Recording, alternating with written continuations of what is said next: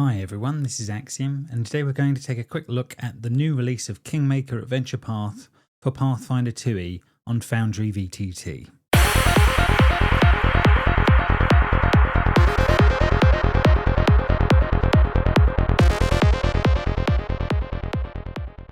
Okay, first things first, this is not going to be a full review, this is more like a first look. I know that the actual Kingmaker Adventure Path is very, very in-depth. I believe the players can go from levels 1 all the way to level 20 using the module. So there's a hell of a lot contained within it. And there's so much, in fact, that I believe currently they've only actually managed to release the first 6 chapters of the book. They were working on the rest of them. I believe they're going to just be doing a free update that's going to come along relatively shortly that's going to fill in everything else when everything else is up to the standard. But I wanted to just run through quickly what we have here, give you a general idea of what you're getting for the money when you purchase this. Currently you can get it from Paizo directly, and their current price is $100, and the list price will be $120. So it's not cheap, but there is, like I said, a vast amount of content here. Even just looking down the initial feature list that you've got here, is going to be probably years to keep your group going if they're going to be buying into doing Kingmaker. I've been kind of waiting for this release. I had looked at the original PDF before and I was definitely interested in running it, but I obviously knew that this was on the horizon, all done in Foundry, ready to go. And I really do believe this will probably be our first full Pathfinder game that I will actually run. One of the big draws here is the actual map of the Stolen Lands. We can see here that all the hexes are sort of laid out nicely here, and all the map pins are worked out for all of the areas, so you can literally have your players be going to any of these as they do the exploration in the later chapters. You'll be able to find all the information that you need. One thing I really did like as well was the Fog of War system that they've done. So down here I actually have a token of my players and their actual banner here, but as you can see, as they will be moving around on the hex map, it will reveal hex by hex, and we will know where they have and haven't been. Which this is a very, very nice and tidy idea and way of doing this. I think other people will have to think, if you're doing a sandbox, make 2 versions of your map like this, or with slightly less detail.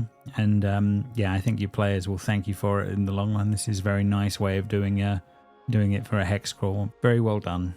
If we go into the map section here, so for example, it's all laid out by chapters, as you would hope, on that front, and we can go through, not really spoiling things too much, but the manor at the beginning of the adventure is all laid out nicely, so we can look through here, and the maps are gorgeously done.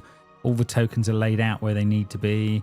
All the detail of who that person is already set up as well. And yeah, you have the different wings of the manor are on different maps, but yeah, it's all linked in through this.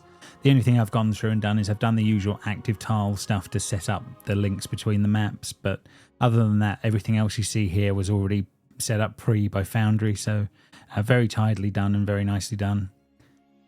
We'll just have a quick look at one of the others over here on the west, just to show it's the same thing. And again, nicely detailed, exactly what you would hope. And all set up and walled and ready to go. The main thing you're gaining here is your game is set up, ready to go for hopefully for months is the answer on that one.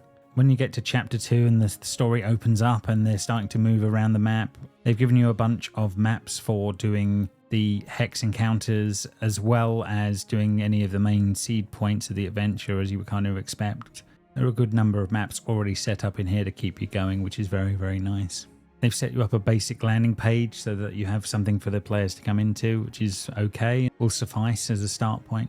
And the amount of data in the journal system is quite significant. There are, I believe, over 1,000 pages worth of the actual adventure are in here and already built for you. So there's plenty to keep things going. And it looks like it's very, very well nicely detailed, and all of the information on any of the things that you need to pull out are all there at your fingertips, ready to go. So in that case, I had to bring out an NPC's information straight away, no problem at all. All of this is documented nicely in the introduction here as well. So this is obviously the introduction for the actual campaign, but it also tells you about how you deal with using this in Foundry VTT. So here's some good examples of things that are useful to know as well. Throughout the journals, there will be, whenever there is a check required for something and they know about it up front, there's, for example, this is saying there's a politics law check. What you can do is if you go to the chat window here, you can actually press this and bring it up for your players, and then they can click on that and just go straight through and do the role that's needed as well, which is a nice tidy way of doing things. So this is really good for skill checks. They've done all the information on the encounters, and they're giving you hints on how to run those creatures, which is always a bonus when you're doing these things. And there are special treasure blocks which will help with discovering special items and loot, etc. So if we have a quick look at an example for a quest here, yeah, we can see how much XP that's worth and what the rewards are. So nice and clear on that front what you're going to need.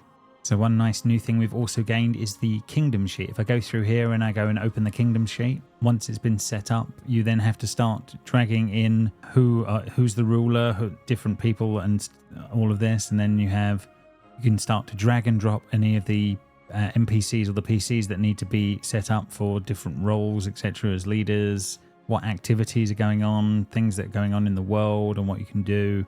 Extra features and bits and bobs and ongoing events, etc. So I'm sure this is perfectly set up to work with the kingdom rules. I'm sure they're pretty in-depth to go through, as everything is in Pathfinder. But yeah, I look forward to digging into that when my groups start to actually build a kingdom as well. So that looks very, very tidy. So are you excited to dive into the Stolen Lands and have your players carve out their own kingdom? Let me know in the comments below. If you found this video helpful, don't forget to hit the like button and subscribe for more content.